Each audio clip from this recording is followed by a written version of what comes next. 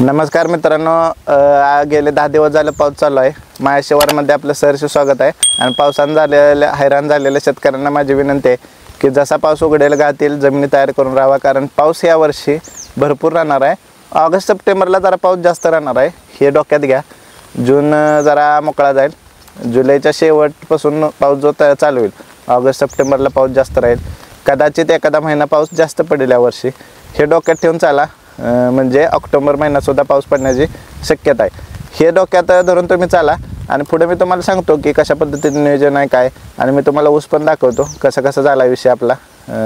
तर चला आपण चालू करूया. नमस्कार मित्रांनो, माझ्या शेवाळ चॅनलमध्ये आपलं पुन्हा एकदा सहर्ष स्वागत आहे. आता काय झाले, 4-5 दिवस झाले एक महत्त्वाचा, म्हणजे अतिशय शेतीच्या दृष्टीनं महत्त्वाचा व्हिडिओ करायचा होता. पण गेले मला वाटते 15 दिवस झालं पाऊस चालू आहे. 10 दिवस तर बघा चांगला पाऊस चालू आहे, म्हणजे सूर्यदर्शन झालेलं नाही. त्यामुळं जरा म्हणलं शिवारात चक्कर टाकून यायला पाहिजे, कारण पाऊस असो नसो किंवा काय, आपल्या पिकाकडं आपलं लक्ष पाहिजे. आणि त्यासाठी आपण पावसातच आलेलो आहे. तर आता ऊस वगैरे बघा आलो आहे, काय सुधारणा झाल्या, लागवड टाकल्यापासून त्याला गरजच बसली नाही पाण्याची. तर तुम्हाला दाखवतो मी, मग तुम्ही बघा. हे बघा, हे आता भर लावलेलं आहे बघा काय. आणि इथं आपण काय केलं आहे, काहीतरी माळवं लावता येईल, काहीतरी माळवं लावता येईल म्हणून इथं आपण हे विषय केलेला आहे. पण विषय काय झालेला आहे, पाऊसच चालू झाला आहे तर नाशक मारून घ्यायचं आहे. आता हे बघा, हे काय झालं आहे, आपलं हे उगवले चवाळा जो आपण मुजवला, इथं चवाळा होता बघा आपला.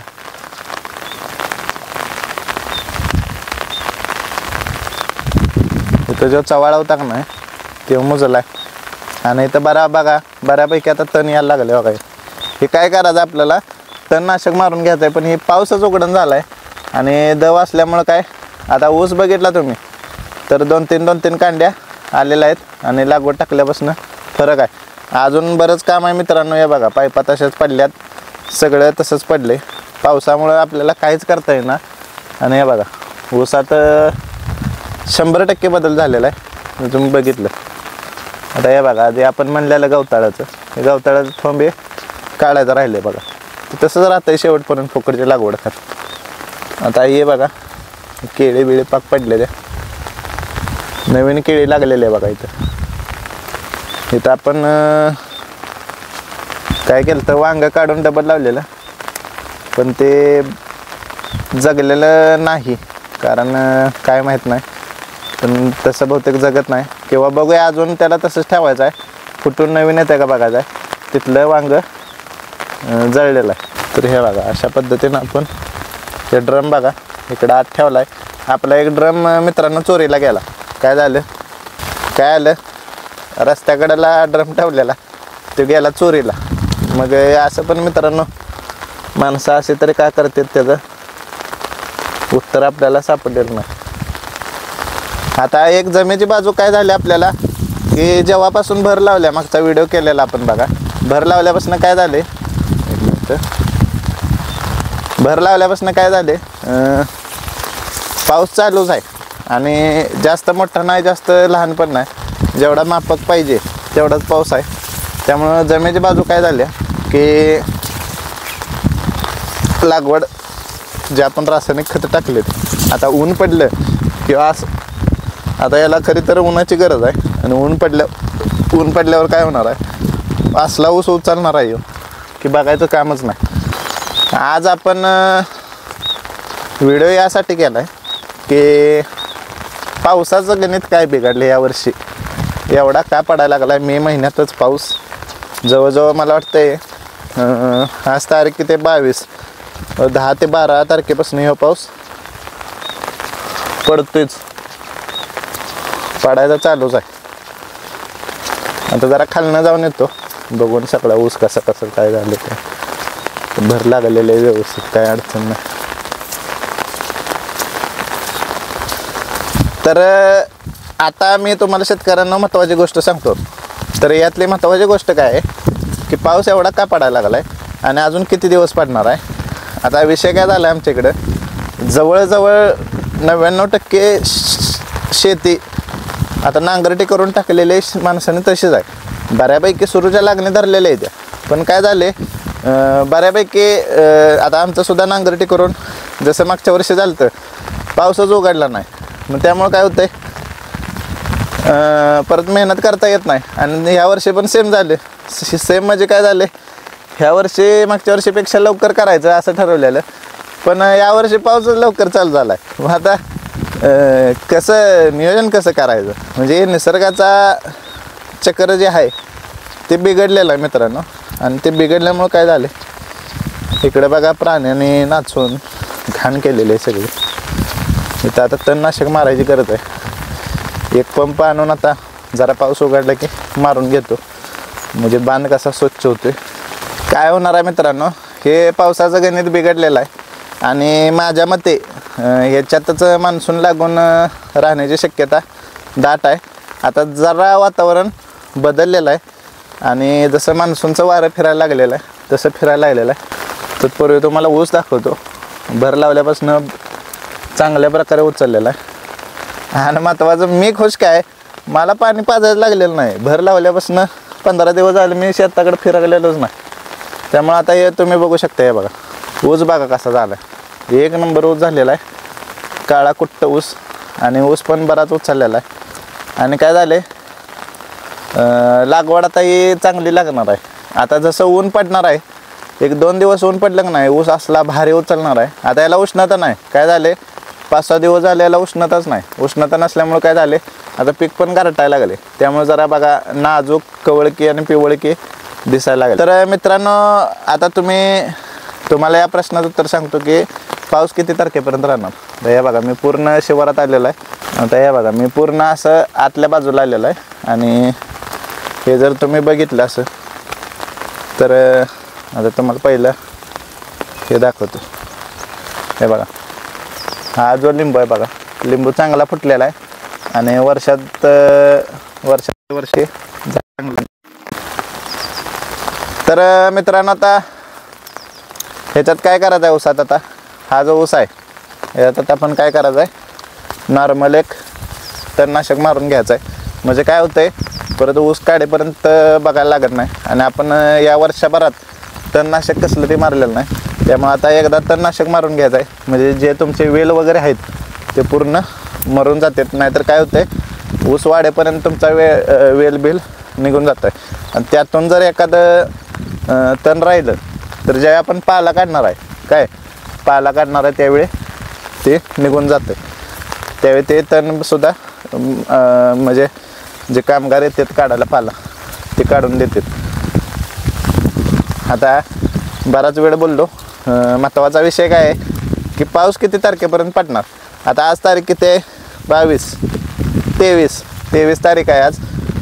आणि माझं मत असं आहे की अजून एक 4 दिवस तरी पाऊस मित्रांनो चांगला राहील. कारण हे वातावरण बघताय तुम्ही, ढग एकसारखं येतं आहे मित्रांनो. त्याला कारण पण आहे की अरबी समुद्रात वादळ झाले. आणि वादळ झाल्यामुळं काय झाले, भयान वादळ झाले हो. म्हणजे उष्णता एवढी होती मे महिन्यात, एप्रिल महिन्यात पाऊसच नाही. आणि शेतकरी चिंतित होता की आता पाऊस पडतो का नाही. आणि मे महिन्यात सुरुवातीला असं वाटत होतं की ह्या वर्षी जूनलाच पाऊस मोठा पडत. पण झालं काय, चक्रच लवकर तयार झालं हो. मान्सूनचं जे वार आहे ते कमी दाबाचा पट्टा मोठा तयार झाला आहे. त्यामुळे काय झालं, एकदम फास्ट हो काय कसं पक्षी वरडते बघा. त्यामुळे काय झाले, मान्सून फास्ट आला मित्रांनो. माझ्या मते मान्सून कोकणच्या किनारपट्टीपर्यंत 2 दिवसात येणार. आणि पाऊस हा कंटिन्यू चालू राहणार. कदाचित जूनमध्ये थोडा पावसाची उघडीप राहण्याची शक्यता आहे. त्यामुळे चिंतेचं कारण नाही. फक्त काय होणार, आता ऊस वगैरे लावता येणार नाहीत. आता हे बघा नांगरलेली जमीन आहे, ह्याच्यात आता वल एवढी झाली की याला किमान 1 आठवडाभर तर ऊन पाहिजे. फक्त काय होणार आहे, शेत चांगलं होणार आहे तयार.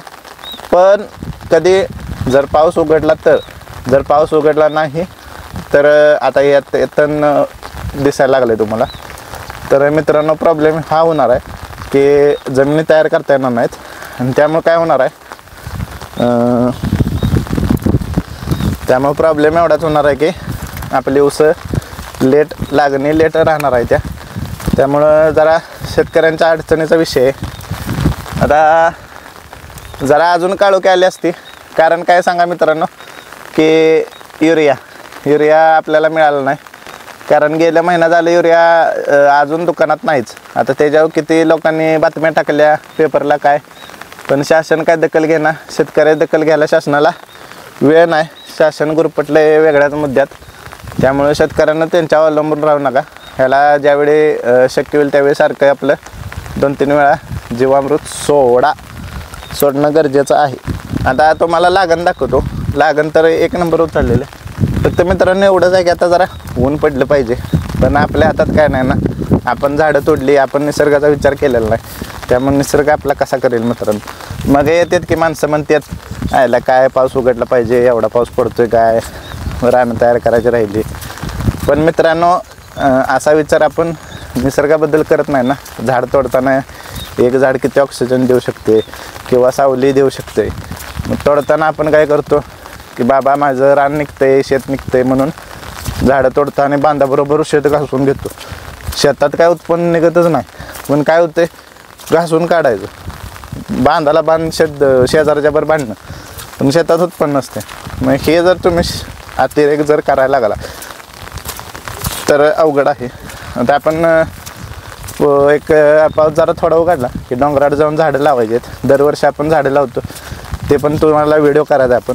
ह्या वर्षी जरा झाडंच लावायचं डायरेक्ट आपण। काय होतं बिया उगवतात नाही उगवतात आणि त्याला जपायचं अवघड जाते, कारण डोंगराकडं पाण्याचा सोर्स नाही। मग अशी झाडं लावायची जे पावसाच्या पाण्यावर जगतील किंवा कमी पाण्यात तग धरतील। तर हा पाऊस मित्रांनो, तुम्हाला माझं मत असं आहे की पाऊस उघडणार नाही, 10-15 दिवस असं वाटतं की पाऊसच उघडणार नाही, कारण हे वातावरणच वेगळं झालं आहे। म्हणजे गरमपणा पण आहे वातावरणात, गरमपणा पण आहे आणि पाऊस पण पडतोय, गारवा पण होतोय, परत पाऊस उघडले की परत गरम होतोय आणि परत पाऊस पडतोय। म्हणजे हे वातावरणच पूर्ण बिघडलेलं आहे। त्यासाठी मित्रांनो काय करा, जसे खातील तसे लगेच जमीन तयार करून घ्या, ऊस लावून घ्या। आता बऱ्यापैकी मला वाटतं सगळीकडे पाऊस पडलेला आहे महाराष्ट्रात आणि पाण्याची काय अडचण नसणार आहे। पण काय होणार आहे मित्रांनो, इथून पुढे सांगतो तुम्हाला स्पष्ट की जेवढा अतिरेक आपण निसर्गावर केला आहे तेवढा निसर्ग आपल्यावर करणार आहे। पाऊस पडणार, चांगला पडणार, पण अतिरेक करणार। पाऊस एवढा पडणार की तुमच्या पिकाचं नुकसान होणार, ऊन एवढं पडणार की तुमच्या पिकाचं नुकसान होणार, थंडी एवढी पडणार की तुमच्या पिकाचं नुकसान होणार। म्हणजे पाहिजे तेवढा पडणार आपल्याला, फक्त कमी वेळेत पडणार आणि कमी वेळेत जास्त या गोष्टी झाल्यामुळं ते पिकाला आपल्या सहन होत नाही, किंवा एवढं पाणी, एवढं ऊन आणि एवढी थंडी आपल्या पिकाला सहन होत नाही। त्यामुळे मित्रांनो काय करा, नाद करा, लवकर जमिनी तयार करून बघा आणि असं जरा आदनमधनं चक्कर टाकत जावा ऊस शेतात, काय झालं काय नाही जरा लक्ष पाहिजे ऊसाकडं। माळावा असेल त्यांना तर रोज जावं लागते, पण ऊसात पावसाळ्यात जरा एकाच चक्कर टाकली पाहिजे, मोटर चालू करून बघितली पाहिजे। आता हे आलं आपण वरच्या रानात, हे वरचं शेत आहे मित्रांनो। आता ही बघा लागेल तर असली उचलल्या, हे बघा कशी वाटते तुम्हाला सांगा। ऑक्टोबरची लावलेले आपण, ऑक्टोबरच्या पहिल्या आठवड्यात 11 ऑक्टोबरला ही लावलेले। किती महिने झाले, नोव्हेंबर, डिसेंबर, जानेवारी, फेब्रुवारी, मार्च, एप्रिल, मे, 8 महिने झाले। 8 महिन्यात आपल्याला जवळजवळ 5 ते 6 कंडे आहेत। त्याच्यामध्ये आपण हरभरा घेतला होता आंतरपीक, हरभरा घेऊन आपल्याला एवढा ऊस चांगला आलेला दिसतो। हे बघा लांबपर्यंत जरी बघितलं तुम्ही, हे बघा तरी चांगल्या प्रकारे ऊस आलेला आहे। जर आज जाऊन दाखवू काय तुम्हाला, हे बघा हे बघा। आता प्रॉब्लेम काय झाला आहे, ठिबकच्या पाईपा तशाच आहेत, खाली घ्यायला आता ही काळ्या मातीचं रान आहे, त्यामुळे आज शिरता येईना झाले। आता बघू पाऊस जसा उघडेल, बघा इकडे जरा ह्या बाजूला जरा काय होते मार खाते ऊस काय कळना. आता या 5-6 साऱ्यात फरक राहतोय आणि पलीकडच्या 5-6 साऱ्यात बराच फरक राहिला. त्याचं गणित काय कळना. हे बघा जाऊन दाखवतो तुम्ही. हे बघा आता कांड्या बघितल्या तुम्ही तर कोळवल्यापासून 1-2 कांड्या वाढलेल्या आहेत. फक्त आता काय झाले ह्या पाईपा खाली घ्यायच्या राहिल्यात. पाईपा खाली घेऊन आता हे बघा तण बारीक बारीक उठायला लागले. ह्याच्यात सुद्धा आपण तणनाशक मारून घ्यायचं आहे. म्हणजे काय होईल की परत तण येणार नाही. अजून जरा दुधर उठून द्यायचा. जरा जरा तण आलं की मग तणनाशक मारून घ्यायचं आहे. तर अशा पद्धतीने मित्रांनो नियोजन करा आणि आपला ऊस कसा वाटला ते पण सांगा. आणि वातावरणाकडे जरा लक्ष ठेवा आणि त्या पद्धतीने नियोजन करा. जरा यावर्षी बेकार अवस्था असणार आहे वातावरणाची. म्हणजे इथून पुढे असणारच आहे. त्या पद्धतीने शेतकऱ्यांनी नियोजन केलं पाहिजे. हे सांगण्यासाठी जरा शिवारातून यावं म्हटलं. कारण मरगळी त्या घरात बसून बसून काही काम नाही. दुकान आहे आपलं सोडा, दुकानात काम असते पण घरात बसून तरी वेळ नसतो. मग आपण आपलं शिवारातून जाऊन यायचं. फक्त आता काय करा पावसाळ्यात असे बूट हे बूट वापरा. कारण साप बीप असतात उघड्यावर फिरत असतात. आता काल एक तुम्हाला शॉर्टला टाकला बघा साप बघितला तर तो धरला आणि दुसरीकडे सोडला आपण. तर असं करू नका. शेतात फिरताना स्वतःची पण काळजी घ्या. आणि मला कमेंटमध्ये सांगा की तुमचं नियोजन कसं झालं आणि कुठंपर्यंत थटले. आणि नांगरटी झालेले 1-4-5 दिवस ऊन पडले की लगेच शेत तयार करून घ्या. आळस करू नका. मागच्या वर्षी माझा अनुभव तुम्ही बघा व्हिडिओमध्ये. कसा अनुभव बेकार अनुभव आहे. एकदा मागं राहिलं की राहिलं पण आपली जिद्दच आहे तशी. हे बघा ऊस कसा आला. त्यामुळं तुम्ही पण नियोजन चुकवू नका. लगेच उघडलं की लगेच शेत तयार करून घ्या आणि कामाला लागा. कामाला गती द्या. तोपर्यंत आपण थांबूया. धन्यवाद.